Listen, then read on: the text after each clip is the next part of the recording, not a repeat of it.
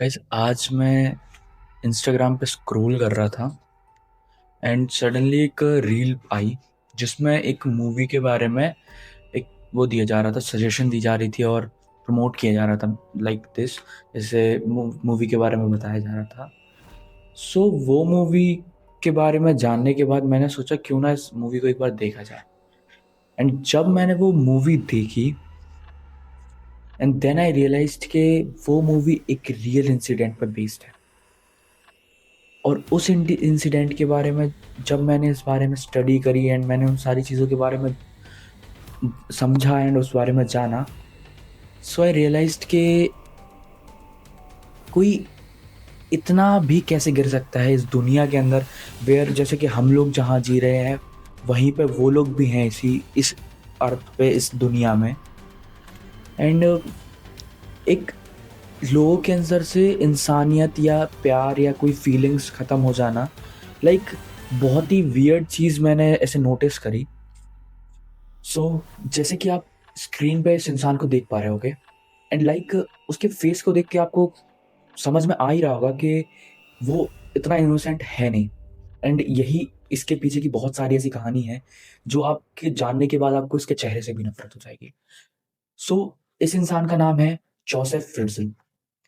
And Joseph फ्रिट्ज़ल एक reputed इंसान था अपनी सोसाइटी में। एंड जोसेफ फ्रिट्ज़ल ऑस्ट्रिया में रहता था अपनी फैमिली के साथ, वेयर उसकी वाइफ और उसके 7 बच्चे थे, 7 बच्चे थे। उन्हीं में से एक बच्ची थी एलिजाबेथ। एलिजाबेथ एक बहुत ही शांत नेचर की एंड बहुत ही काम नेचर की लड़की थी। एंड व्हेन उसकी हमेशा से अपने फादर के साथ कभी बनती नहीं थी, लाइक जोसेफ की एंड एलिजाबेथ की आपस में नहीं बनती थी। जब एलिजाबेथ 18 साल की होती है एंड सडनली वो डिसअपियर हो जाती है, लाइक कहीं घर छोड़ के भाग जाती है। एंड तब ये बताया जाता है कि एलिजाबेथ घर छोड़ के भाग गई है एंड उसने किसी कल्ट को ज्वाइन कर लिया है, या किसी मतलब जैसे कि डार्क मैजिक होता है उसके एक कल्ट को ज्वाइन कर लिया है, इसलिए उसने अपना घर छोड़ दिया। और ये चीज जोसेफ अपनी वाइफ रोजमेरी को बताता है। बट बात कुछ और ही थी। एलिजाबेथ उसी घर के नीचे थी, उस घर के बेसमेंट में। 24 अगस्त 1984 एलिजाबेथ 18 साल की हो चुकी है।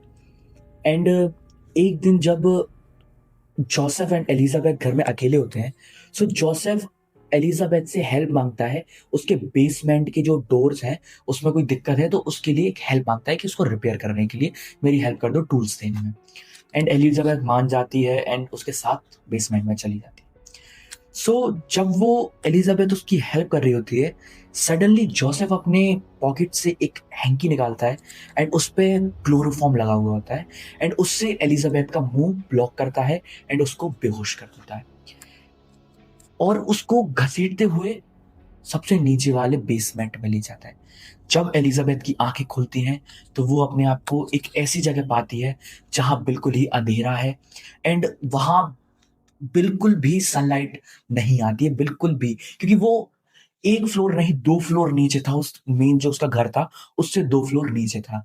एंड नोट करने वाली चीज ये थी कि वो पूरी जगह साउंड प्रूफ थी, वहां से बाहर बिल्कुल भी आवाज नहीं जा सकती थी।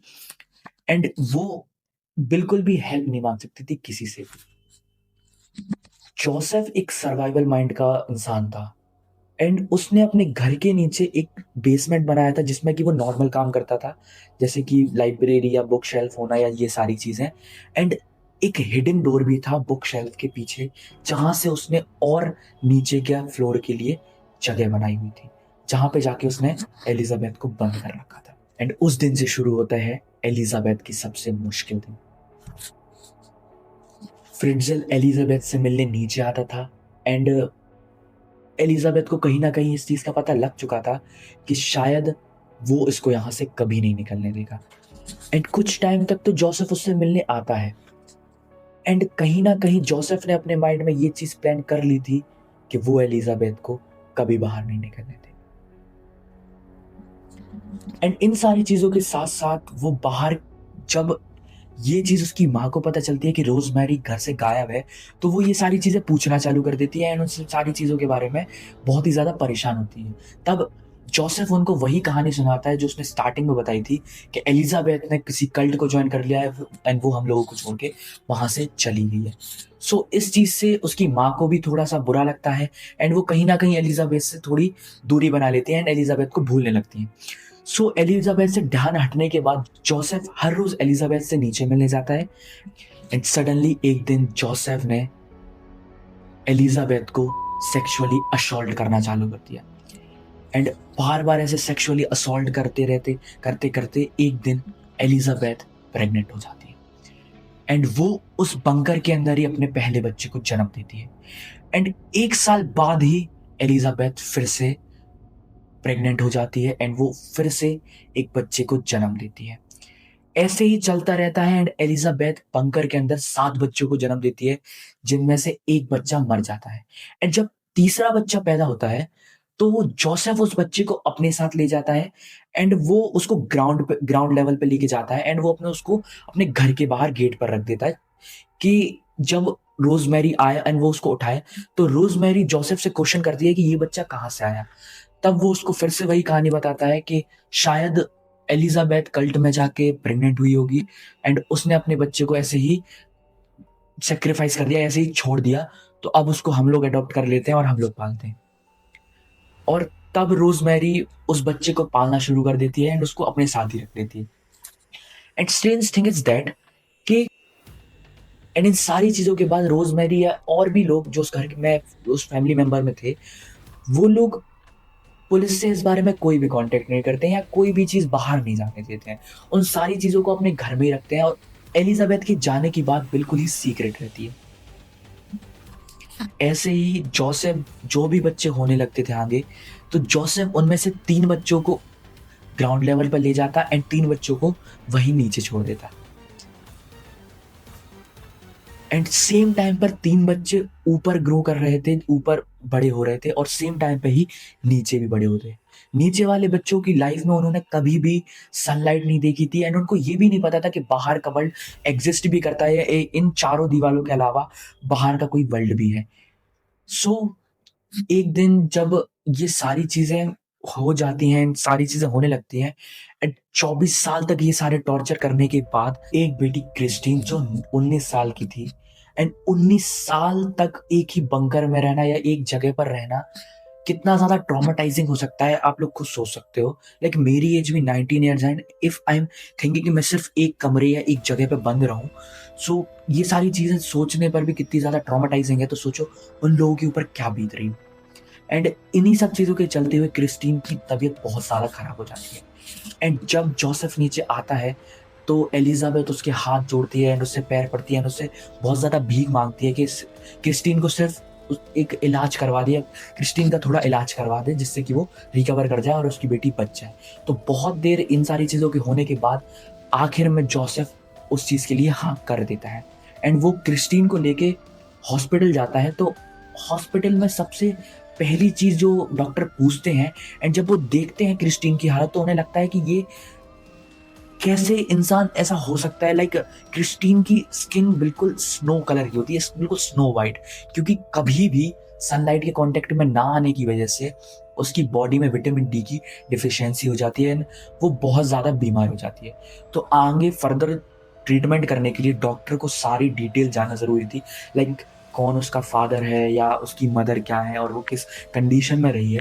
सो जब ये चीज़ वो जोसेफ से पूछते हैं तो जोसेफ सिर्फ सीधा सीधा वही आंसर देता है कि एलिजाबेथ उसकी माँ है और वो जब 18 साल की थी तो वो घर छोड़ के चली जाती है एंड वो कल्ट ज्वाइन कर लेती है। तो इन सारी चीज़ों को समझने के बाद या इन सारी चीज़ों के सुनने के बाद डॉक्टर क्या करते हैं कि वो इन सारी पूरे केस को पुलिस को बताते हैं एंड जब पुलिस इस बारे में आगे फर्दर जो रिपोर्ट्स या आगे फर्दर जो इन्वेस्टिगेशन करती है उसमें कहीं ना कहीं आगे बढ़ते बढ़ते बात एक न्यूज़ चैनल पे भी पहुंच जाती है एंड एक जगह टेलीकास्ट भी होती है कि उसकी माँ की ज़रूरत पड़ेगी क्रिस्टीन के ट्रीटमेंट में एंड जहाँ पे भी वो है तो जल्दी से आ जाए। एंड बहुत ही ज़्यादा स्ट्रेंज थिंग ये थी कि जो जोसेफ है उसने उस बेसमेंट में एक टेलीविजन भी लगा रखा था जिसमें एलिजाबेथ ने ये सारी चीजें देख ली थी एंड जब वो ये चीज देखती है तो जैसे ही जोसेफ आता है तो वो उसके हाथ पैर पड़ती है कि प्लीज तुम मुझे मेरी बेटी के पास ले चलो जिससे कि उसकी जान बच पाए, मैं उन्हें बता पाऊं कि क्या दिक्कत है या क्या है। तो वो इन सारी चीज़ों के लिए मान जाता है, बट एक शर्त थी कि कोई भी बात जो यहाँ पे हुई है या कोई भी ऐसी चीज़ें जो यहाँ चल रही हैं, वो बाहर नहीं जानी चाहिए। एंड वो इन सारी चीज़ों के लिए मान भी जाती है। तो जब एलिज़ाबेथ हॉस्पिटल पहुँचती है, तो तुरंत ही पुलिस उसको अरेस्ट कर लेती है एंड उसको अपने साथ ले जाती है। एंड पहले तो एलिज़ाबेथ बहुत ज़्यादा डर रही थी एंड कुछ भी नहीं बता रही थी, बट जब उससे अकेले में इन सारी चीज़ों के बारे में पूछा जाता है, तो वो सारी चीज़ें बता देती है एंड वो सारी चीज़ें एग्री करती है कि उसके साथ क्या-क्या हुआ और कहाँ पे रखा गया, कैसे रखा गया। एंड तब पुलिस जाकर जोसेफ को अरेस्ट करती है एंड उन सारे बच्चों को वहाँ से बचाती है एंड बाहर निकालती है।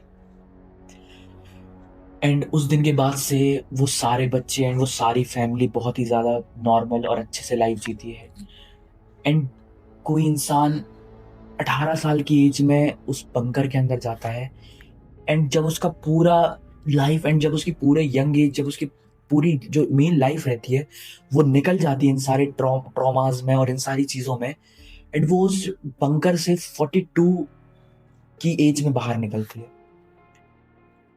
सो इस स्टोरी को जानने के बाद एंड इन सारी चीज़ों के बारे में स्टडी करने के बाद, जोसेफ तो आज भी उस जेल में है ऑस्ट्रिया में एंड वो सारी फैमिली अच्छे से रह रही है, बिल्कुल फ्रीली रह रही है। बट इमेजिन द ट्रॉमा और उन सारे बच्चों ने जो देखा होगा एक छोटे से कमरे में या एक छोटी सी जगह में। एंड रिपोर्ट्स के अकॉर्डिंग जिस जगह पे वो लोग थे एंड जिस जगह पे वो लोग रह रहे थे, जिस जगह उस बंकर में बंद किया गया था, वो 35 स्क्वायर मीटर का था। एंड एलिजाबेथ और उसके बच्चों ने मिलके खुदाई करके सामान से कुछ ना कुछ दीवारें तोड़-तोड़ के उस जगह को 55 स्क्वायर मीटर का बना लिया था। मतलब थोड़ा-सा स्पेशियस कर लिया था, थोड़ी-सी जगह बना ली थी, जिससे कि वो बच्चे रह पाएँ। एंड बिगिनिंग में ये भी हुआ कि जब वो छोटे-छोटे बच्चे वहाँ पे रह रहे होंगे एंड वहाँ पे बिल्कुल भी जगह नहीं होती थी, उन बच्चों के सामने ही जोसेफ एलिजाबेथ को सेक्सुअली असॉल्ट करता था। एंड ये चीज़ हर रोज़ होती थी एंड लाइक जब भी वो विज़िट करने आता था उनको, तो वो एलिजाबेथ को सेक्सुअली असॉल्ट करता था। एंड ऐसी कई सारी वीडियोज़ भी सामने आई थी, जिसमें पता चलता था कि ये सारी चीज़ें 1-2 दिन में प्लान नहीं करी गई। जब साइकोलॉजिस्ट ने इन सब चीज़ों के बारे में रिपोर्ट्स में इन सारी चीज़ों के बारे में रिसर्च करी, देन ही रियलाइज़्ड कि ये चीज़ें 1-2 दिन की प्लानिंग नहीं थी। ये सारी चीज़ें जोसेफ बचपन से ही प्लान कर रहा था। जब एलिज़ाबेथ छोटी-सी थी एंड छोटी बच्ची थी, तब वो उसने ये सारी चीज़ें प्लान कर ली थी कि जब एलिज़ाबेथ 18 साल की होगी एंड जब वो बड़ी होगी तो उसको इस बंकर में करेंगे एंड सेक्सुअली असॉल्ट करेगा एंड उसके बच्चे होंगे एंड उसको ऊपर ले, ये सारी चीज़ें वो पहले से ही प्लान करके रखे था।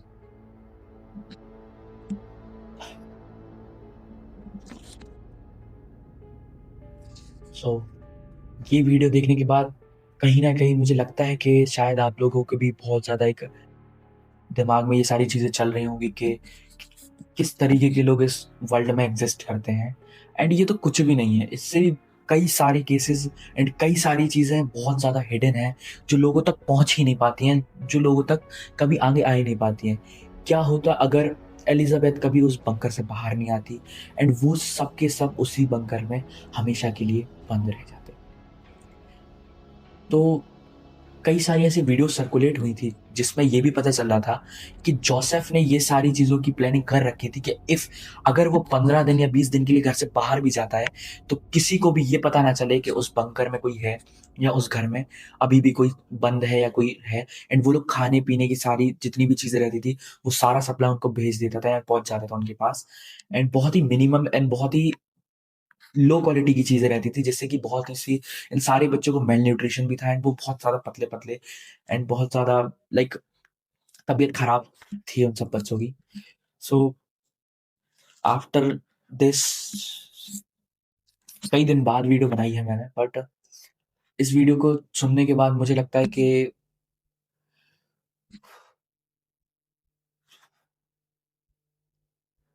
आपकी क्या राय है, इसको कमेंट में ज़रूर बताना। एंड अगर चैनल को अभी तक सब्सक्राइब नहीं किया तो जल्दी से चैनल को सब्सक्राइब कर लो एंड वीडियो को लाइक भी कर देना। एंड शायद कहीं न कहीं मुझे ये लगता है कि सिर्फ जोसेफ इस प्लानिंग में नहीं था, उस फैमिली के कई और मेंबर